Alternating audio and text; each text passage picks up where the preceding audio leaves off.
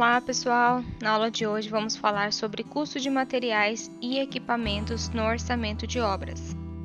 Primeiramente vamos falar como que compomos os custos dos materiais. Os materiais são aqueles insumos necessários para executar o serviço. Então a gente tem blocos de tijolo, telhas, inclusive ferramentas, o cimento, areia, cal, tudo isso entra dentro dos materiais. Os materiais entram na maioria absoluta das atividades da obra e representam, muitas vezes, mais da metade do custo unitário do serviço.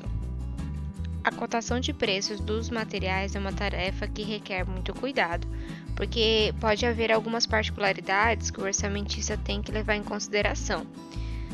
Por exemplo, se você for fazer orçamento de algum material, você tem que saber se esse material vai ser entregue na obra, se o frete você vai pagar, vai ser por conta do fornecedor.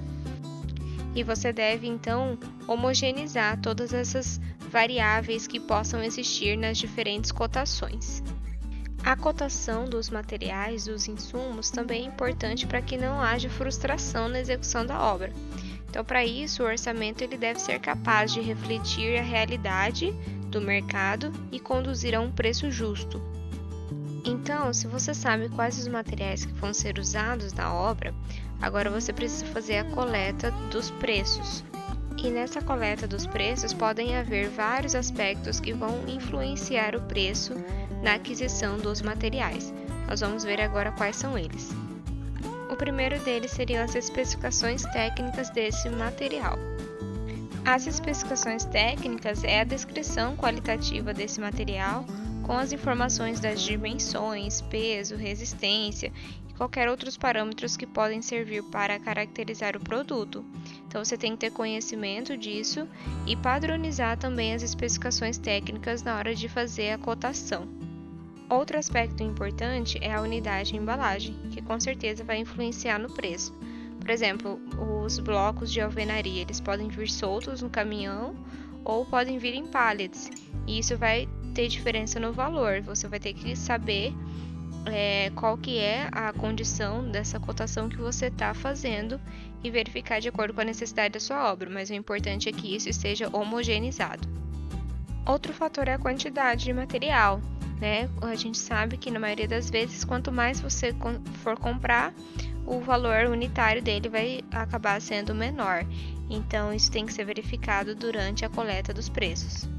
O prazo de entrega também deve ser observado na hora de fazer a cotação. Existem produtos que o prazo da entrega é muito comprido, por exemplo, elevadores, algumas esquadrias especiais, e que deve ser, então, registrado isso na hora da coleta dos preços. As condições de pagamento também, claro, são muito importantes na hora de fazer essa coleta. O pagamento pode ser à vista ou a prazo, com ou sem entrada, com ou sem desconto. E isso é importante para a empresa se programar para fazer um desembolso. Quando você faz uma cotação, o fornecedor sempre vai dar o prazo da validade dessa cotação. E você tem que ter isso bem anotado para verificar se no início da obra você vai conseguir comprar esse material no valor que foi feita a cotação. O local e as condições de entrega são aspectos muito importantes que devem ser verificados pelo orçamentista. O fornecedor pode entregar na obra, em uma fábrica, em algum depósito, o seu material, você tem que verificar isso. E principalmente você tem que ver de quem será a responsabilidade dessa entrega financeiramente. E aí nós vamos ver alguns tipos de frete que são considerados na compra de materiais. E por fim, algumas despesas complementares que pode vir a acontecer. Então, se o frete não está incluso, se tiver algum imposto, algum tipo de seguro, alguma outra despesa que pode vir a ter na aquisição desse material deve ser levado em consideração pelo orçamentista. Então, sobre o frete, existem duas nomenclaturas que são acompanhadas quando a gente faz uma cotação de algum material. Ou o frete vai ser do tipo CIF ou FOB. O que seria isso, então? Quando a mercadoria ela vir colocada como preço CIF, isso quer dizer que já está considerado frete e a entrega no local. ou seja, o fornecedor é responsável, vai arcar com com a entrega, e você não precisa acrescentar nenhum valor a mais na cotação. Se o preço da mercadoria for preço FOB, então você vai ter que cotar à parte as despesas de transporte dessas mercadorias, porque elas não vão integrar o preço dado pelo vendedor. Então é muito importante conhecer a diferença do frete CIF e FOB para não ter surpresas na hora de fazer a coleta desses preços dos materiais. Uma outra despesa que pode vir a acontecer é o ICMS, que é o Imposto sobre Circulação de Mercadorias e Serviços. O ICMS ocorre quando você adquire um produto de outro estado, e aí você deve verificar se esse imposto vai ser recolhido por você, comprador, ou pelo fornecedor, e isso vai impactar no valor da sua mercadoria. O ICMS ele é variável, então ele vai depender de onde essa mercadoria está vindo e para onde ela vai, conforme está nessa tabelinha mostrada aí do lado. E isso pode ser renovado pela Secretaria de Fazenda dos estados. Então tem que sempre estar verificando esse valor do ICMS. Então, fazendo a coleta dos preços, você deve fazer uma comparação das cotações. Você vai verificar qual que inclui frete, qual não inclui, qual inclui ICMS, qual não inclui os impostos sobre ele, e verificar então qual que é a mais vantajosa. Então aqui temos um exemplo de uma coleta de preço de uma mercadoria de 3 fornecedores diferentes: fornecedor ABC, fornecedor CDE e fornecedor EFG. Então, considerando que essa mercadoria seja a cobertura de uma estrutura metálica, o fornecedor ABC cobrou um valor de R$20.000 para fornecer essa cobertura e R$4.000 para instalar a cobertura. E colocou como preço CIF o frete, então está incluso no fornecimento. O fornecedor CDE cobrou um valor de R$18.000, não está incluso a instalação e a entrega é colocada na obra. Então também você não precisa se preocupar com o frete. E o fornecedor EFG, o valor é mais em conta, o fornecimento é R$15.000, mas não está incluso a instalação e a entrega não será feita na obra. Então você vai ter que considerar o frete lá da metalúrgica, onde ele é fabricado, até o local da sua obra. Então, fazendo a comparação dessas cotações, a gente precisa ver qual que vai ser a mais vantajosa. Por exemplo, o fornecedor ABC, o valor total do fornecimento mais instalação e entrega vai ser R$24.000, já está incluso a entrega. O fornecedor CDE é R$18.000 o fornecimento, mas eu tenho que considerar mais a instalação. Então, eu vou considerar o mesmo valor que o fornecedor ABC cobrou, R$4.000 para instalar. Vai dar um total de R$22.000. E o fornecedor EFG eu tenho que colocar a instalação e ainda fazer uma cotação do frete, da metalúrgica até a minha obra. Então eu coloquei um valor aqui, supondo R$7.500 para fazer a entrega. O valor final do fornecedor EFG que eu vou gastar vai ser R$26.500. Então perceba, mesmo que o fornecimento desse fornecedor EFG seja o mais barato, R$15.000, não quer dizer que no final das contas vai ser o mais vantajoso, porque eu tive que considerar todos esses outros parâmetros. E aí a gente pode então definir que a melhor oferta vai ser do fornecedor CDE, que ficou mais em conta, R$22.000. Então percebam como é importante analisar todos esses aspectos e homogeneizar as cotações na hora de fazer a coleta e registro dessas cotações. Uma outra pergunta que sempre é feita é: qual a quantidade de cotações que eu devo fazer para registrar o preço de algum material, de algum serviço? É claro que quanto mais cotações você tiver, mais fino vai estar os seus valores ajustados com o mercado. Porém, em obras públicas, a gente leva como parâmetro o que o Tribunal de Contas da União vai nos apresentar. Então, de acordo com a Portaria 318 de 2008, no artigo 8, parágrafo único, vai dizer que nós devemos fazer no mínimo 3 cotações de preço para cada item e fazer uma média dessas três cotações, e desprezar os valores que não correspondem exatamente à especificação dos materiais e os valores discrepantes do conjunto de dados.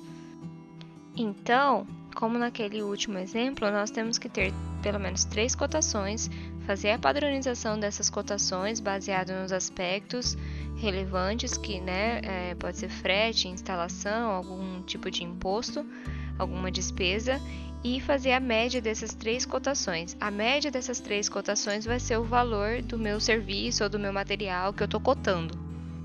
Vamos falar agora então dos preços dos equipamentos. Como é calculado o custo do equipamento que eu utilizo lá na minha obra?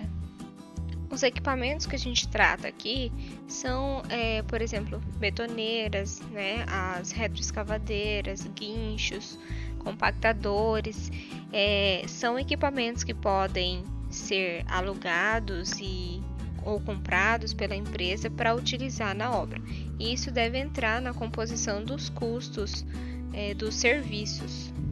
Dependendo do tipo e do porte de um equipamento, eles vão incidir bastante no preço, como por exemplo um equipamento de terraplanagem, um guindaste, para montagem de estruturas. Então eu preciso conhecer também os custos destes equipamentos para minha obra. É importante também falar que a unidade dos equipamentos vai ser em horas, então os valores que você vai compor vai ser sempre o custo horário desse equipamento. Então, muitas coisas são consideradas para chegar no custo horário total do equipamento. Eles são divididos em 3 famílias. O custo de propriedade, que vai ser o custo horário da depreciação desse equipamento, mais o custo horário dos juros. O custo de operação, que vão ser 4 aspectos. O primeiro, o custo horário dos pneus gastos, o custo horário do combustível, o custo horário de lubrificação e custo horário da mão de obra do operador. E também deve ser considerado o custo de manutenção. Todos esses valores são calculados separados e por hora e irão compor o custo horário total do equipamento que eu estou tratando. Se tratar apenas de um equipamento elétrico, os parâmetros serão depreciação, juros, a energia elétrica e o custo de manutenção. Mais uma nomenclatura importante que vocês precisam conhecer é diferenciar hora produtiva e hora improdutiva. A hora produtiva de um equipamento é a hora do seu trabalho efetivo, e no seu custo vai entrar apenas as parcelas de custo de propriedade, que é a depreciação e juros, o custo de operação, pneus, combustível, lubrificantes, energia elétrica, operador e custo de manutenção. Já a hora improdutiva corresponde a uma hora de trabalho em que o equipamento vai ficar à disposição do serviço, porém não vai estar sendo empregado. Então, assume que a máquina está à disposição da obra com um operador ocioso. A hora improdutiva vai levar em conta apenas o custo de propriedade, que é a depreciação e juros, e a mão de obra da operação. Então, por considerar que o equipamento vai estar parado, então não tem o custo de operação, que são os pneus, combustível, lubrificante, energia elétrica, e nem custo com manutenção. Então, eu coloquei aqui um exemplo retirado da planilha da Sinap de uma composição de custo de uma betoneira de 400 litros. Essa composição é para compor o custo horário produtivo. Então, por isso na Sinap vai aparecer esse CHP, que na aula lá que nós vimos composição de custos, eu falei que eu ia explicar aqui. Então, lá tá, quando você vê CHP na Sinap, é porque é o custo horário produtivo. E aí, o que é considerado aqui na composição do preço do custo horário da betoneira? A depreciação, os juros, o custo com a manutenção e os materiais na operação, que seria o óleo diesel da betoneira. Então, todos esses valores são calculados separados para essa betoneira em específico e para o uso dela considerando uma hora. Então, esse valor total da composição de R$ 2,96 corresponde ao custo total de 1 hora dessa betoneira especificamente funcionando, porque esse é o custo horário produtivo, CHP. Se você for procurar na Sinap qual que é o custo horário improdutivo dessa betoneira, você vai ver que não estará incluso os materiais da operação e nem a manutenção, apenas depreciação e juros. O valor será bem menor. Você pode estar perguntando também onde é que está o custo da mão de obra de operação. A mão de obra de operação não será considerada aqui dentro, porque ela é sempre considerada separada a mão de obra dentro das composições. E aí nós vamos ver mais pra frente também como que é isso. Então essa é a nossa aula de hoje, espero que tenham entendido. Qualquer dúvida estou à disposição. Até a próxima aula.